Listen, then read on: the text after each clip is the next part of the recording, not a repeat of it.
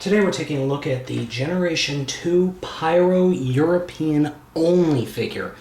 This figure only was released in Europe, and it's one of the only liter-sized Obliterator figures, the other one being Decepticon Clench.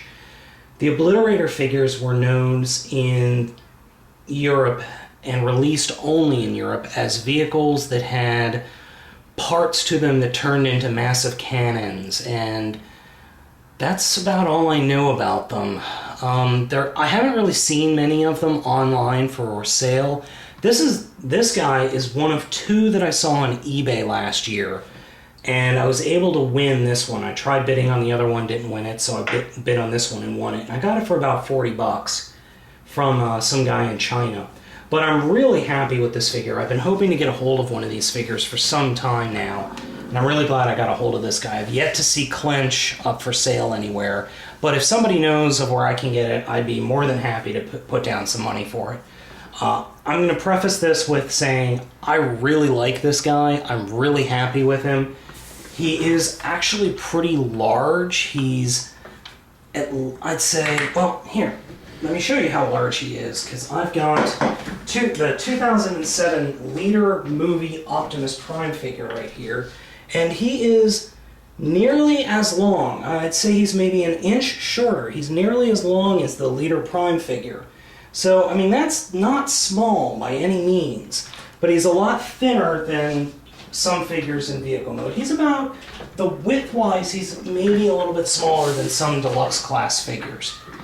But his robot mode actually is this part of the figure, and the rear part becomes kind of a battle station.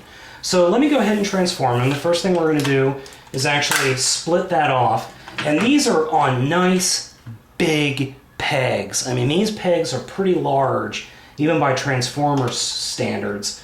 So I'm going to put the robot mode off to the side. Let's go ahead and take a look at the vehicle part of it, or the cannon part. First thing we're going to do is rotate that down to form the base mode, and then you just kind of get in here and just start folding things around. So it literally folds open like this, and this folds up, and this is on a spring, so this comes up, and it's supposed to be like that. And then you rotate that part out, and you have a missile launcher here. I'd shoot the missiles off, but it gets kind of crazy. There is a little knob back here you use to turn the missiles. And the fact that they don't actually stay in the cannon very well, as you see there, is also another reason I didn't want to shoot them off. So I'm just going to go ahead. When I display the figure, I just kind of leave the missiles out of the way. As you can see, it is a nice little cannon base. It's actually very cool, especially when you've got Pyro sitting or standing on this thing, and then you can kind of hold on to these. It's not easy to make him hold on to these, but you can do it. All in all, as bases go for Prime-esque figures, it's actually pretty cool. And it does look rather nifty, so I'm going to put that off to the side. So let's go ahead and take a look at Pyro himself. Unlike Fire Convoy, who had a gun right here, he doesn't need it. He can just roll around like this as is. But let's go ahead and get him transformed. I'm going to start off by splitting open the back and rotating it around like this. Then we'll take the front and take the entire front part, and split it open and rotate it down. And then we rotate it around like that, and we fold out the feet. Oops. Like that. Then you open this section up. You have to go around here and make sure that the sirens or the lights are turned this way, otherwise it'll get stuck. You just rotate it completely around, fold that section up. Now, I've seen pictures with it like this. I've seen pictures with it turned around like that. My figure is really loose and it spins, so I just let gravity take it to that point. And then his head is like that. Let's head's kind of stuck. Fold arms down, and you fold, oh geez, the fists out.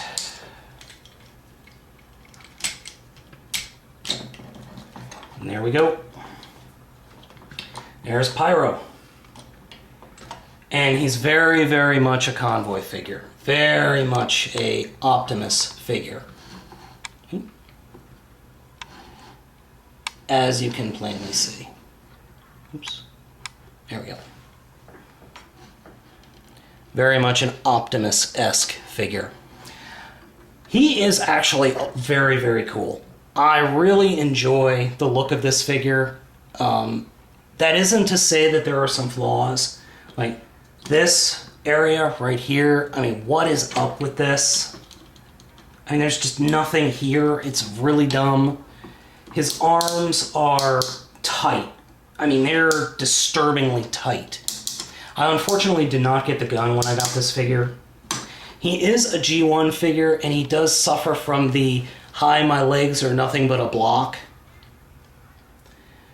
Other than that, he does look great on a shelf. I don't know what it was with English figures at the time, but all the gold and the bright fluorescent colors, I guess it was just the 90s.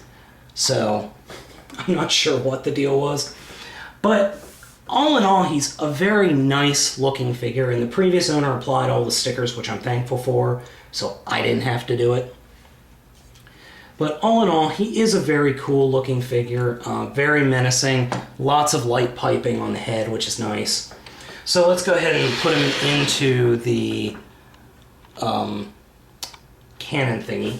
Get all the missiles out of here after they fell out. Now, you have to actually kind of lean the cannon.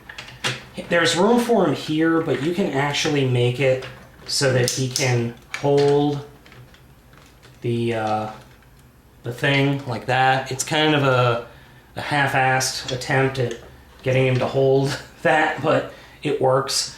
And he looks pretty cool. Unfortunately, his cannon base kind of overshadows him. So I would have loved to have seen if he could combine another way with his cannon base, but that just isn't in the cards, especially for the time period. So, what do I think of this figure other than me praising on it? I'd say if you can get it, I would get a hold of this figure. I really like him, especially if you're a G1 fan. He is a must-buy. For those of current, some of the younger fans who are into animated and the Universe line, you're probably not going to like this figure all that much. He does not have he has no posability. I mean, he has none. His arms move, that's it. And it's amazing that they were able to get 2 points of articulation into the arms as it was, or as it is. So fans of the current lines are going to be disappointed, but G1 fans, this is a definite must-buy.